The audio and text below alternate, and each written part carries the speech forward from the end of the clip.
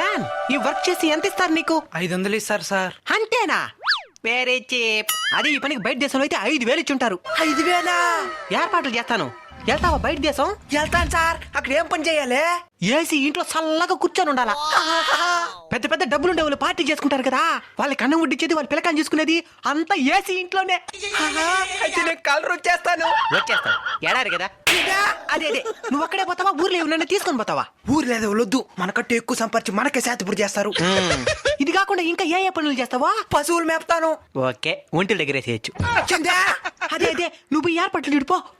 సరే, తెల్లగొచ్చేపోతాను. అయ్యా రే బకరా దొరికినట్టు పంపిస్తానా?